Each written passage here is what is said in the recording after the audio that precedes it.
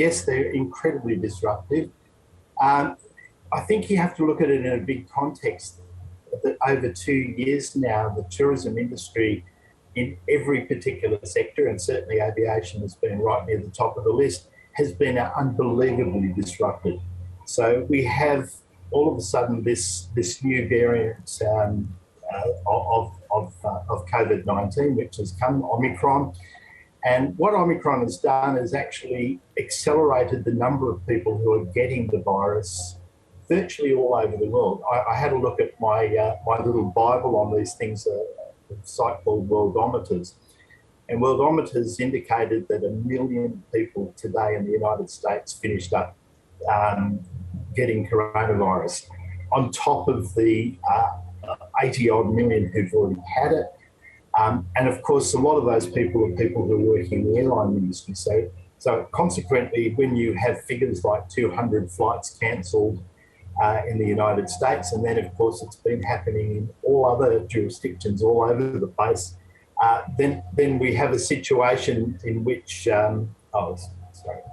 then we have a situation in which it's really difficult for airlines to operate normally, because it's not only, of course, the aviation industry where people are being laid off or people can't go to work, it's everywhere in the economy. It's just because we all want to travel at this time that aviation has sort of taken centre stage. And how is it impacting Australian travellers and those heading here for a holiday? Does it just mean a delay in their travel plans or complete cancellations? What are we seeing here?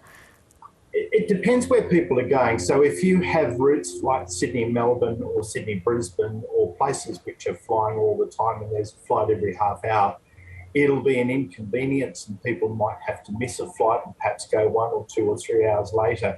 If it's a place where you only have a couple of services a day, like particularly if we look at, for example, from Melbourne to Cairns, then that could mean that people are delayed by a day or even more. So the frequency of the service is going to have a lot to do with it. And also too, a lot depends on the number of people who may be unable to attend work because of Omicron. And of course, we've seen extraordinary figures. I mean, in the entire 2 years of this particular pandemic, these are the highest figures, certainly in Australia, that we've ever seen. Fortunately, the mortality rate is about the same as the common flu with this particular strain of the virus. And we're also seeing workers reluctant to turn up because of the fear of catching COVID.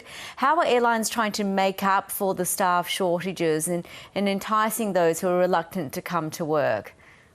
The truth is, it's almost impossible for them in the immediate term to make up for it, because you've had a situation over a couple of years where all the airlines around the world, and certainly Qantas, Virgin, Rex, in fact, all the carriers here in Australia finished up shedding a lot of staff.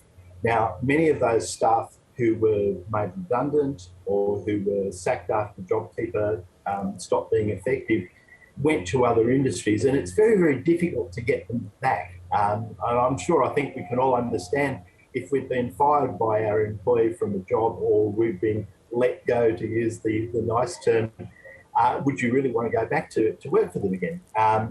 So Qantas and many of the other airlines, Virgin, etc., they've all had to try and recruit from outside the industry. Some people have been happy to come back, but it's been very tough, because you've had a case over 2 years where airlines, because of the fact that they were not operating, shrunk, staff left, finished up going to other areas. And of course, as we've been hearing the Treasurer today talking about, we've got the lowest unemployment record rates that we've ever had. So obviously all those people found other jobs. So it's very difficult to solve it unless you take in people from overseas, and that's going to take time, considering the difficulties that we're experiencing right now. And David, we had been hoping the travel and tourism industry would see a significant rebound this year. This was going to be the year after being battered for 2 years. Is that looking more and more unlikely with Omicron? It's very hard to say, Yvonne, because in some respects, there has been this pent-up demand for 2 years. So if we look at certain types of travellers particularly those who want to visit their friends and relatives overseas. So if you're a Chinese Australian, a Greek Australian, a Lebanese Australian, an Italian Australian, and you've still got family over in those places, you're desperate to go, you will put up with anything to get to those, to go and visit those people, particularly if they're ill or, you know, if they're on their last legs or any of those sorts of things. On the other hand, you've got many other travellers who are what we call discretionary travellers who just want to go for a nice place for a holiday with the family. Many of those people will say, okay, we will wait until there's some certainty. And there has actually been some research done by one of my colleagues at the University of Queensland, Gabby Walters, who's actually shown that people who are family travellers or who are discretionary travellers are holding back on travelling internationally, but they're quite happy to travel within Australia. So we've actually had in regional Australia a bit of a surge of travel.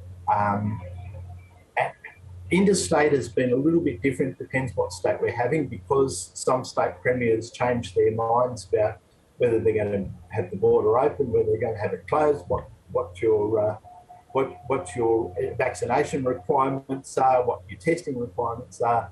Some people are hedging their bets. So a lot of people are holidaying, but they're holidaying close to home.